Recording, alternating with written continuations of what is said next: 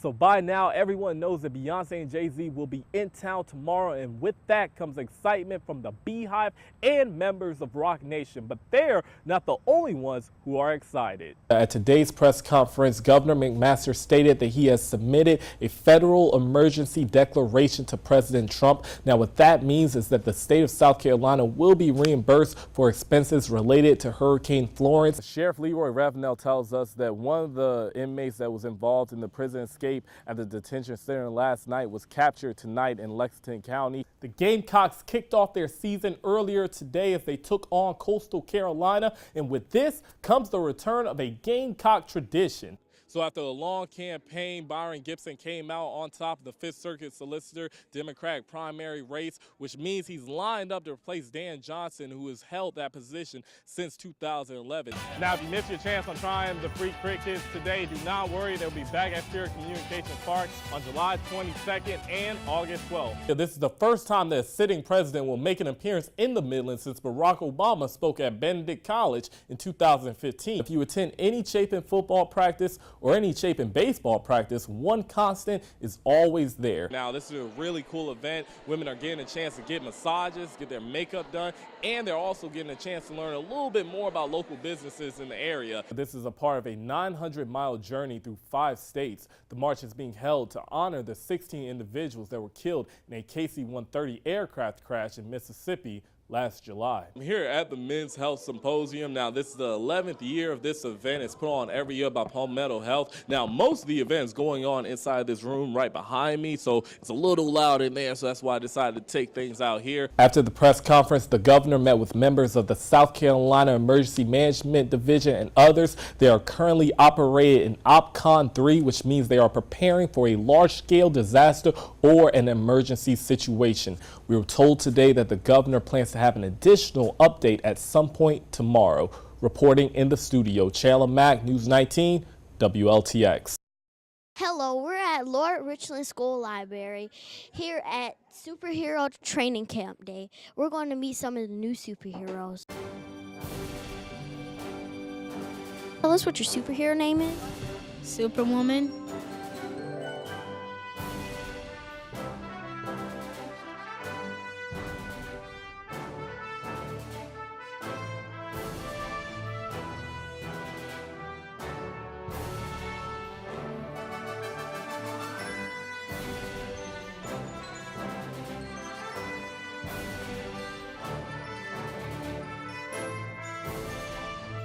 Why did you choose the name Hillary the Great?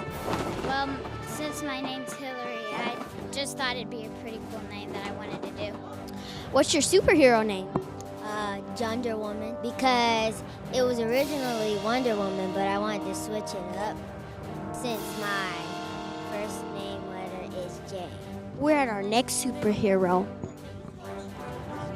I am the Darkness Destroyer. My mask, it's a mixture of all the darkness I've already destroyed. I just picked this day because, this is a nice Tuesday morning, and then we wanted everybody to dress up like their favorite superhero or make their own superhero and just have fun.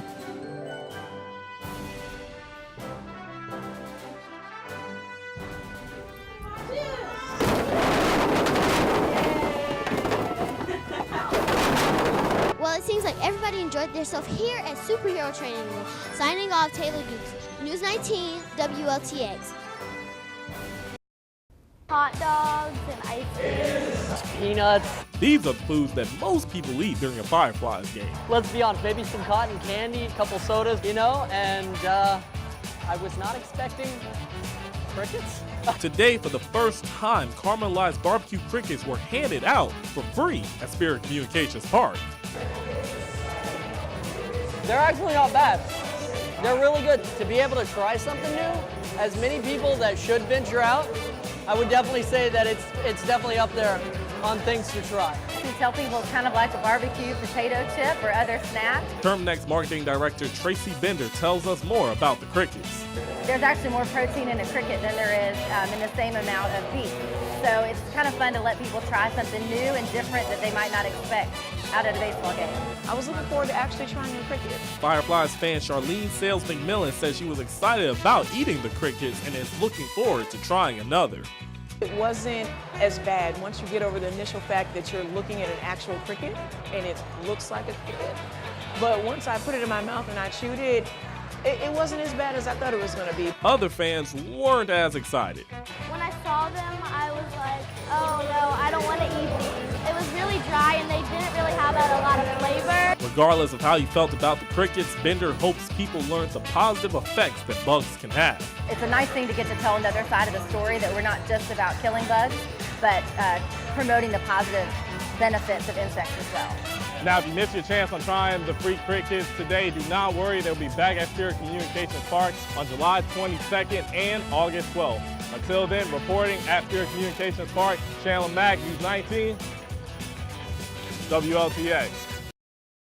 It's very sad, it's very devastating, and it's something that we need to address. Zenithia Brown has faced anxiety most of her life and understands the dangers and cost of mental illness, both as a patient and as NAMI Mid-Carolina's executive director. Mental health is a very expensive health issue to have. According to NAMI's website, 1 in 5 Americans will deal with at least one mental health issue in their life. Since joining NAMI Mid-Carolina, Brown says she has seen an increase in mental health awareness. People are being more open about the conversation.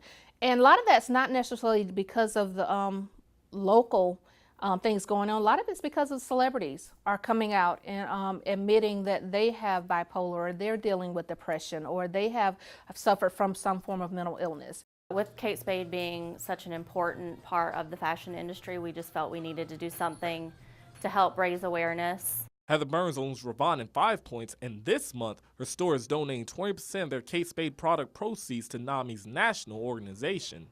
We've lost a lot of really influential members of our community.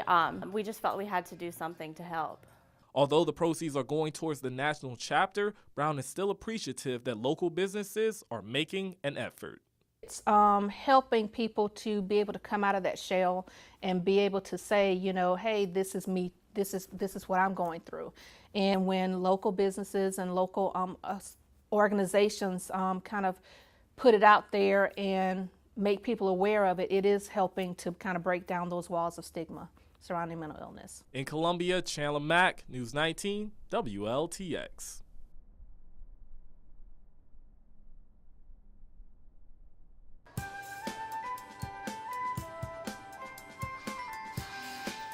Like, we would come to this library like 3 times a week. So yeah, I really like reading.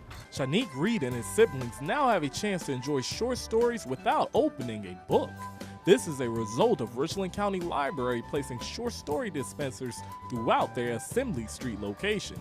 Shanique's mom, Shayna, is all for the idea. I thought it was pretty cool to be able to print out a short story right at hand there. It was more cool for them because I'm grabbing something and reading and go, like, while I'm driving, it keeps them settled. The dispensers are located on the 1st, 2nd, and 3rd floors of the library, and each one has over 80,000 short stories that will print out of the dispenser. Essentially, any customer can come up to it and press the 1, 3, or 5 minute button, and it will print off a story that can be read in 1, 3, or 5 minutes. Every time you press the button for a 1, 3, or 5 minute story, it's going to be something unique. The library is just one of 4 libraries in the entire country to have the dispensers, and since placing them in the library last week, Higgins says the response has been terrific. It's just been overwhelming. Everyone has been extremely positive. Again, it's sort of a unique and surprising way to encounter a story when you're at the library. It's a very good resource for them to have here, especially like pushing children to read more and engage in expanding their vocabulary and learning new words. Words and stories that the library is hopeful to pass on to the entire community. And this is a way for us to, again, reach out beyond the walls of the library, get everyone interested in reading, get everyone interested in storytelling, and hopefully, spark that reading and that love of storytelling again. In Columbia, Chandler Mack, News 19, WLTX. This is a part of a 900-mile journey through 5 states. The march is being held to honor the 16 individuals that were killed in a KC-130 aircraft crash in Mississippi last July. They'll never be forgotten. Their names will always be said. Their legacies will always be told of. That means everything. Sarah Leach lost her husband Taylon Leach in the KC-130 aircraft crash in Mississippi last July. There was no doubt in my mind that I wanted to do something like this. Hearing the stories of what happened and the prior, as far as the amazing journey of meeting people and telling their stories and everything, I wanted to be a part of that. I wanted to be able to speak on my husband's behalf because, you know, he was an incredible man. Since July 14th, the Marines and others have marched throughout the country. The goal, bringing the 16 individuals who lost their lives back home to Camp Lejeune in North Carolina. Raider Memorial March Director Nate Harris. It's lonely when your loved one dies. And I think that anyone that's lost a loved one, not even in the military, can relate to that. And to be able to have an event like this to celebrate their lives, that is what's motivating them. And we're signifying bringing our brothers home on the trip they weren't able to make. For me, it's what family does. As a brother, as a fellow Marine that served beside them and fought beside them, it's one very tiny way to demonstrate how much they meant to me. The group is close to 600 miles in so far and has already marched through Mississippi, Alabama, and Georgia. Now, if you missed your chance to see the group in the Midlands today, they will continue their path through South Carolina tomorrow morning, making stops in Eastover around 4 a.m., Sumter at 9 a.m., and Myrtle Beach as they make their way back home to North Carolina. Reporting in the studio, Chandler Mack, News 19, WLTX. Thank you for Special Olympics. Madeline Haig is excited to be back home after taking home a gold medal in paddleboarding at the USA Games in Seattle. Madeline's mom, Debbie, was very proud of her daughter's accomplishment. She never ceases to amaze me. She, I think, goes at her own pace most days, but she knows when it's competition time that it's time to go to work. And she really does her best most days, so I'm very proud of her for that. Got fourth place. My friend Cameron, she got first place. Kenneth Manigo Jr. also did well in Seattle. His father, Kenneth Sr., wasn't surprised. One thing, he's not afraid of anything, so he'll try anything. And once he gets attached to it, you know, it's just like all out. I couldn't be more proud of each and every one of them. Coach Rachel Maxwell says her favorite part about the trip was the smiles and fun times the athletes shared with one another. It's like a ray of sunshine working with these guys. It just brightens your day.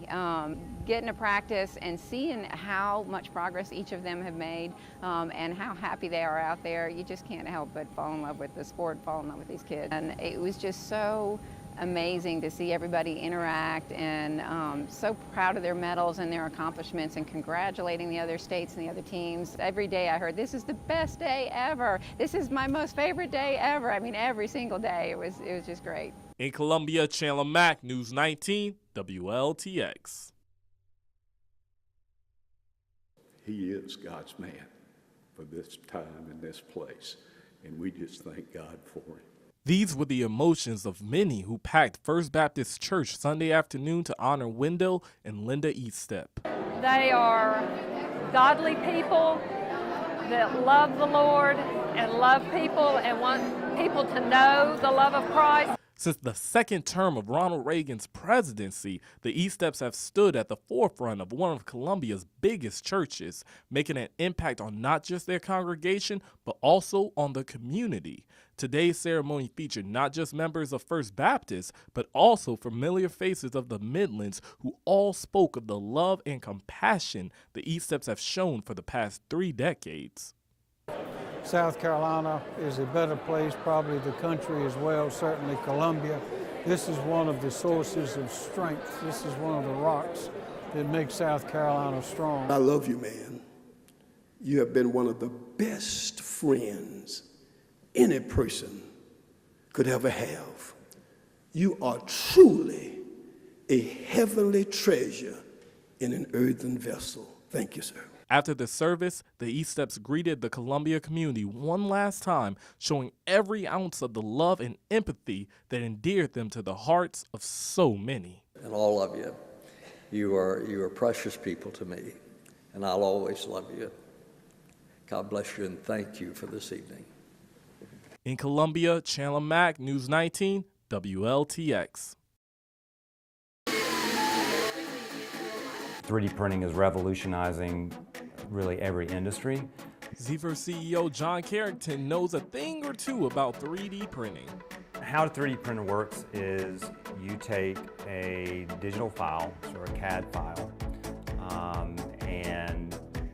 which is designed in 3D, and send that to a 3D printer, which will then build that part layer by layer the way the CAD file tells it to. Carrington says there are multiple types of 3D printers, including those that work with plastics and even titanium.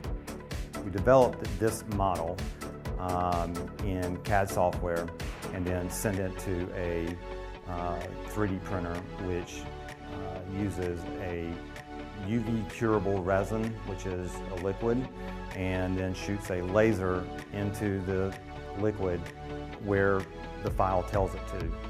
And so then what you end up with is a really highly detailed model.